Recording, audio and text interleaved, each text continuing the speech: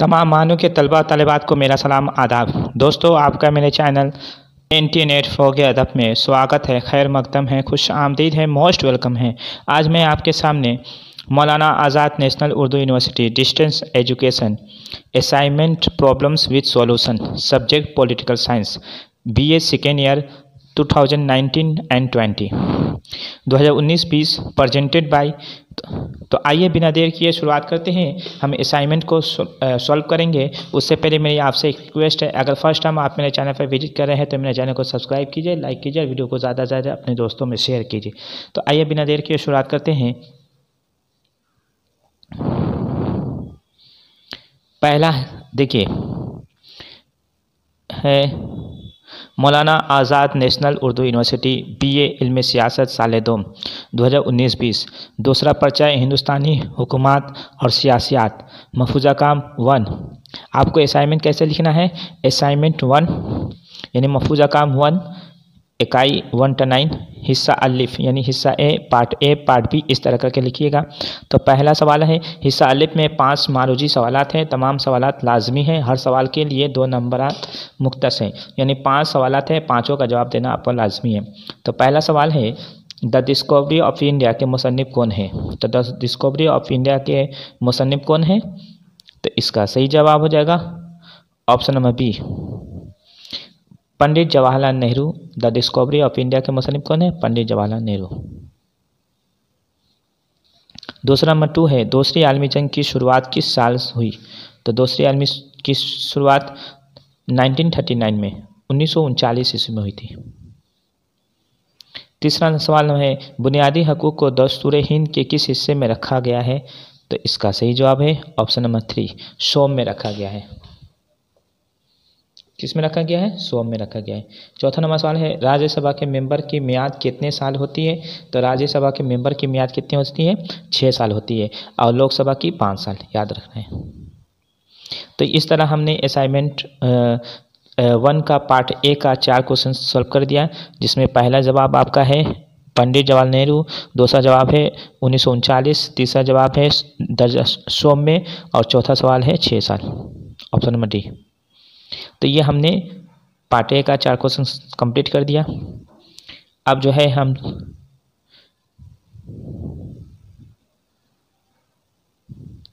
Part A का एक question बच गया था, 5 नंबर सवालात, जिसका नाम है दस्तूर हिंद के किस दफ़ा के तहत सदर जमहूरिया कौमी इमरजेंसी को नाफिज करने का इख्तियार रखता है?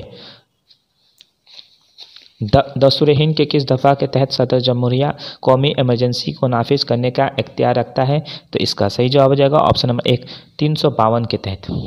352 के तहत वो सदर जमहूरिया जो है वो ये कौमी इमरजेंसी नाफिज करने का इख्तियार रखता है, याद रखना है।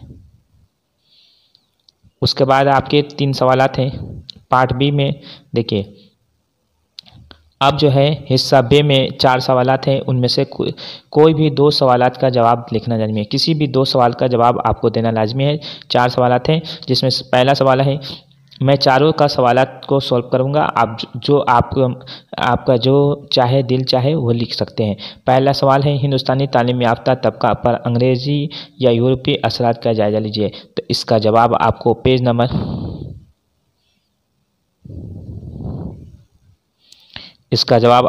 नंबर कितना में मिल जाएगा? 14 में मिल जाएगा। दूसरा नंबर है, तहरीक आज़ादी हिंदुस्तान में महात्मा गांधी के रोल पर रोशनी डालिए। तो इसका जवाब आपको पेज नंबर 24 में मिल जाएगा। तीसरा नंबर, राज्यसभा के एख्तियार और फ़राइज़ पर रोशनी डालिए। तो इसका जवाब आपको 58 पे मिल जाएगा, 58 पे। चौथा नंबर सवाल है, हिंदुस्तान के सदर जमहूरिया के एख्तियार और फ़राइज़ पर तबसरा कीजिए। तो इसका जवाब आपको 93 पे मिल जाएगा। तो ये मैंने हिस्सा बे का 4 सवालात थे, चारों को सवाल को हमने सोल्व कर दिया है, लेकिन आपको कोई दो ही लिखना है, कोई भी 2 लिखना है, याद रखना है। 4 में से 2 ही लिखना है आपको। हमने चारों का सोल्व कर दिया, जो आपका दिल चाहे वो आप लिख सकते हैं। उसके बाद हमें हिस्सा जिम यानी पार्ट सी, हिस्सा जिम में 3 सवालात हैं, इनमें से किसी एक का सवाल का जवाब लिखना लाजमी है। हम तीनों को सोल्व कराएंगे, लेकिन आपको कोई एक ही लिखना है। ये 10 नंबर का है। पहला सवाल है, मोहतरमा इंदिरा गांधी के दौर का जायज़ा लीजिए। मोहतरमा इंदिरा गांधी के दौर का जायज़ा लीजिए, तो इसका जवाब आपको पेज नंबर 83 में मिल जाएगा। क्वेश्चन नंबर 2 है दस्तूर हिंद की खुसूसियात को इख्तिसार के साथ बयान कीजिए, तो इसका जवाब आपको पेज नंबर 45 टू 51 में मिल जाएगा। क्वेश्चन नंबर 3 है 1885 से 1905 के दौरान कांग्रेस में एतदाल पसंदों के रोल पर बहस कीजिए, तो इसका जवाब आपको पेज नंबर 21 में मिल जाएगा। उसके बाद है मौलाना Azad national Urdu university BA इल्म सियासत साल 2019-20। दूसरा पर्चा हिंदुस्तानी हुकूमत और सियासियात महफूजा काम 2, यानी महफूजा काम 1 मैंने कर दिया है, अब ये महफूजा काम 2 है। तो महफूजा काम में दूसरा है हिस्सा अलिफ में, इसमें 5 सवाल है। जैसे हिस्सा महफूजा काम 1 में दिया था 5 सवाल, 5 का जवाब देना लाजमी था, उसी तरह हिस्सा 2 में भी, हिस्सा 2 महफूजा काम 2 में भी 5 सवाल हैं मारूजी सवाल, 5 का जवाब देना लाजमी है हिस्सा अलिफ में। तो आइए सबसे पहला सवाल है अमली तौर पर दस्तूर हिंद में सारे इख्तियारात किसके पास होता है, तो इसका सही जवाब हो जाएगा ऑप्शन नंबर सी, वज़ीर आज़म के पास होता है। क्वेश्चन नंबर 2 है रियासत में गवर्नर का तकर्रुर कौन करता है, तो रियासत में गवर्नर का तकर्रुर जो है सदर जमहूरिया करता है। रियासत में सदर जमहूरिया का तकर्रुर कौन करता है, सदर जमहूरिया करता है। क्वेश्चन नंबर 3 है दस्तूर हिंद में अदलिया को कितने तरह की रीट जारी करने का इख्तियार है, तो दस्तूर हिंद में अदलिया को 5 तरह की रीट जारी करने का इख्तियार है। क्वेश्चन नंबर 4 है हर ममलिकत उन हकूक़ से पहचानी जाती है जिनको बरकरार रखती है, ये किसका कॉल है, तो इसका जवाब हो जाएगा ऑप्शन नंबर सी, रूसो। इसका क्या जवाब हो जाएगा, रूसो। पहला का है आपका अमली तौर पर वज़ीर आज़म, दूसरा का हो जाएगा सदर जमहूरिया, तीसरा का हो जाएगा आपका 5 ऑप्शन नंबर बी, और छठा का हो जाएगा रूसो ऑप्शन नंबर सी। तो ये हमने 4 सवालात हिस्सा अलिफ का सोल्व कर दिया। उसके बाद है आपके हिस्सा अलिफ में एक सवाल छूट गया था, 5 नंबर सवाल है द झेल में मरकज़ रियासती ताल्लुक़ पर मबनी कमीशन क्या है, तो उसको क्या कहते हैं, सरकारिया कमीशन। मरकज़ द झेल में मरकज़ रियासती ताल्लुक़ पर मबनी कमीशन है सरकारिया कमीशन, उसको सरकारिया कमीशन कहते हैं।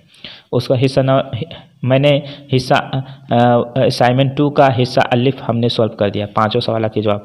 अब हिस्सा बे में 4 सवाल हैं जिसमें से किसी 2 का जवाब देना लाजमी है। तो पहला आइए देखते हैं पहला सवाल क्या है। पहला है गवर्नर के इख्तियारात और फ़राइज़ पर रोशनी डालिए, तो इसका जवाब हो जाएगा आपको पेज नंबर, इसका जवाब आपको पेज नंबर कितना में मिल जाएगा, पेज नंबर 132 में मिल जाएगा। क्वेश्चन नंबर प्लानिंग कमीशन पर एक नोट लिखिए, तो इसका जवाब आपको 153 में मिल जाएगा, 153 में मिल जाएगा। क्वेश्चन नंबर 3 है बुनियादी हकूक़ के तहफ़्फ़ुज़ में सुप्रीम कोर्ट के रोल को बयान कीजिए, तो इसका जवाब आपको 173 में मिल जाएगा। क्वेश्चन नंबर 4 है दस्तूर हिंद की 42वीं तरमीम पर रोशनी डालिए, तो इसका जवाब आपको 185 में मिल जाएगा।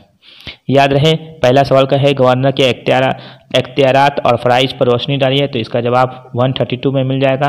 क्वेश्चन नंबर 2 है प्लानिंग कमीशन पर एक नोट लिखिए, तो इसका जवाब 153 में मिल जाएगा। क्वेश्चन नंबर 3 है बुनियादी हकूक़ के तहफ़्फ़ुज़ में सुप्रीम कोर्ट के रोल को बयान कीजिए, तो इसका जवाब 173 में मिल जाएगा। क्वेश्चन नंबर 4 है दस्तूर हिंद की 42वीं तरमीम पर रोशनी डालिए, तो इसका जवाब 185 में मिल जाएगा, याद रखना है।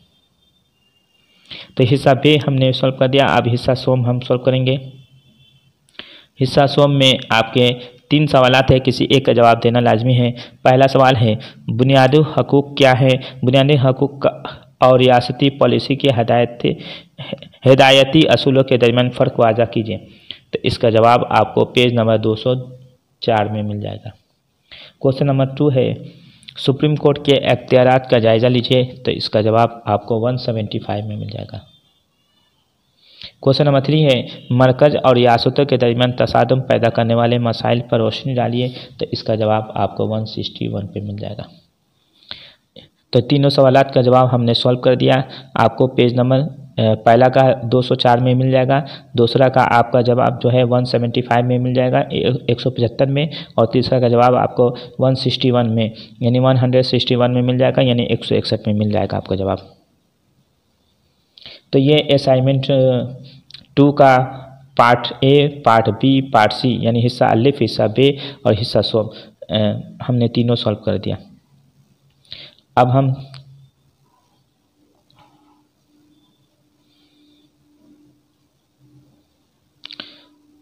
मौलाना Azad national Urdu university BA इल्म सियासत साल 2019-20 दूसरा पर्चा सियासी नज़रिए और अदारे महफूजा काम 3।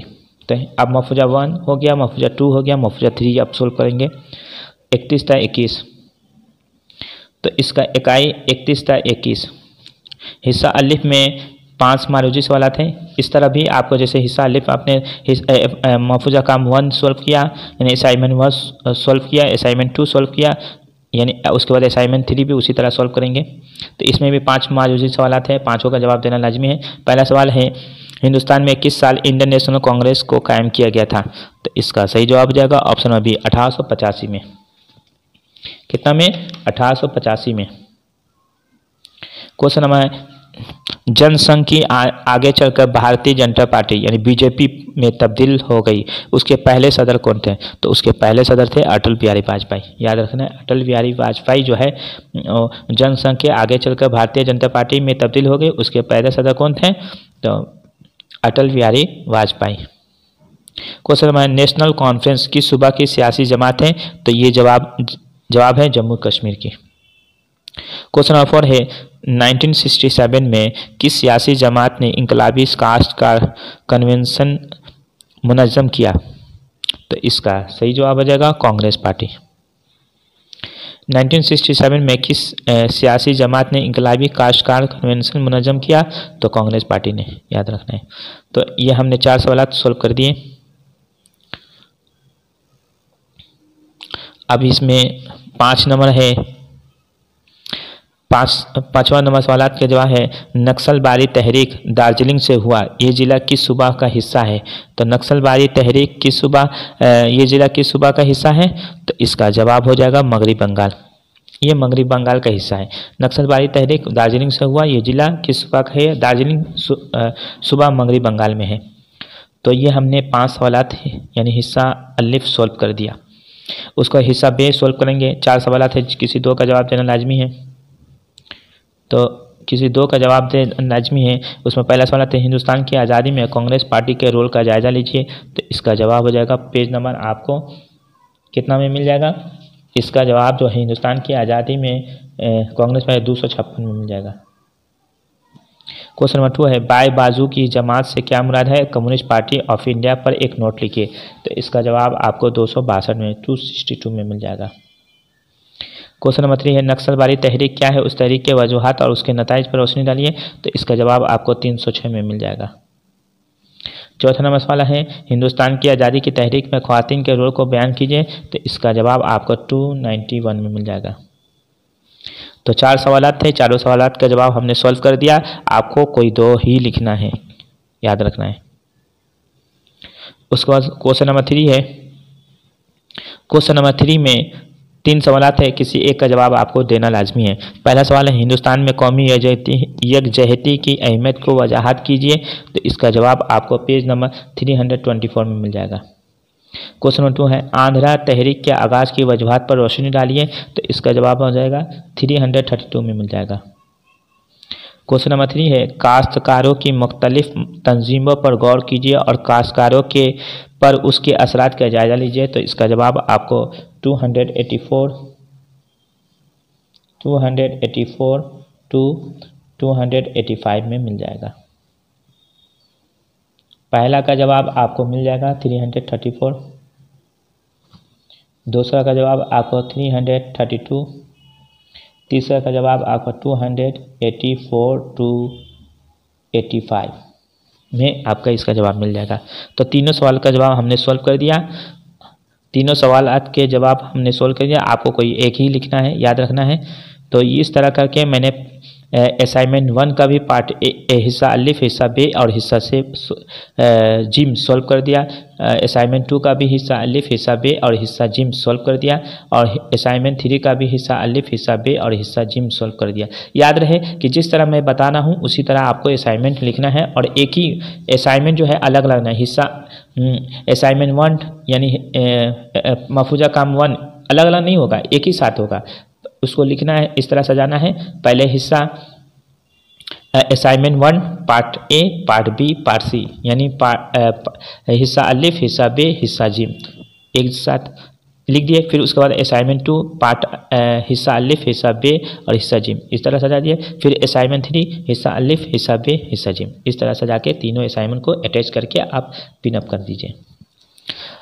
तो दोस्तों मेरी वीडियो आपको कैसी लगी, अगर अच्छी लगी तो चैनल को सब्सक्राइब कीजिए, लाइक कीजिए और वीडियो को ज़्यादा से ज़्यादा अपने दोस्तों में शेयर कीजिए। आज के लिए और एक बात बता दूं कि मैंने असाइनमेंट उर्दू का भी अपने चैनल पे सॉल्व कर दिया है, वो भी आप लिख सकते हैं। अब हिस्ट्री का बच गया, वो भी मैं सॉल्व कर दूंगा। तो आप असाइनमेंट लिखना शुरू कर दीजिए, जल्द से जल्द, जितना जल्दी हो सके आप लिखना शुरू कर दीजिए, क्योंकि असाइनमेंट आपका कभी भी जमा हो सकता है। तो दोस्तों मेरी वीडियो आपको कैसी लगी, अगर अच्छी लगी तो चैनल को सब्सक्राइब कीजिए, लाइक कीजिए और वीडियो को ज़्यादा से ज़्यादा अपने दोस्तों में शेयर कीजिए। आज के लिए इजाज़त दीजिए, अपने दोस्तों